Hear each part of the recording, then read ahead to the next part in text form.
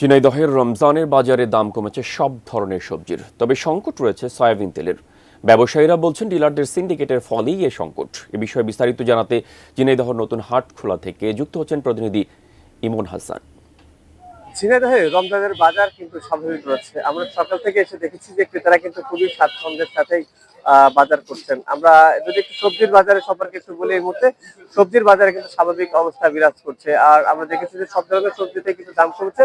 ক্রেতারা বলছিলেন তাদের ক্রয় ক্ষমতার মধ্যেই কিন্তু রয়েছে সবজির বাজার। বিশেষ করে এই মুহূর্তে যদি আপনাকে একটু কিছু স্পেসিফিক দাম বলতে চাই, সেক্ষেত্রে আলু বিক্রি হচ্ছে 25 থেকে 22 টাকা কেজি, যেটা মানভেদে বিক্রি হচ্ছে। পেঁয়াজ বিক্রি হচ্ছে 35 টাকা কেজি। আর রসুন বিক্রি হচ্ছে যে 70 টাকা কেজি বা 80 টাকা কেজি, যেটা মানভেদে। কিন্তু সেটা কিন্তু এক সপ্তাহের ব্যবধানে কমেছে 50 টাকা, যেটা 120 টাকা কেজি বিক্রি হচ্ছিল রসুন। আর আমরা একটু কাঁচা বাজারে যেটা ক্রেতারা বলছিলেন যে লেবুর দাম এবং আসলে শসার দামটা একটু বেড়েছে। লেবুর দাম এবং শসার দাম বাড়ার পেছনে আমরা কথা বলেছিলাম ব্যবসায়ীদের সাথে। তারা বলছিলেন যে ঠিক এই সময়টা তাহলে এগুলোর উৎপাদন একটু কম হয়, যে কারণে একটু দাম বেশি রয়েছে।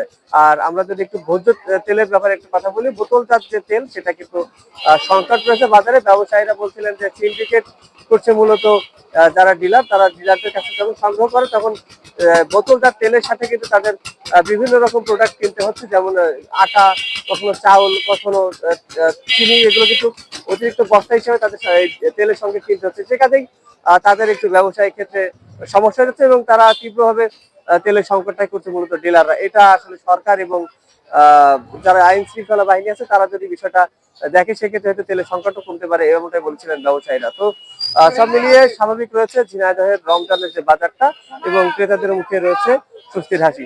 এই ছিল আমার কাছে ঝিনাইদহের রমজানের বাজারের সর্বোচ্চ।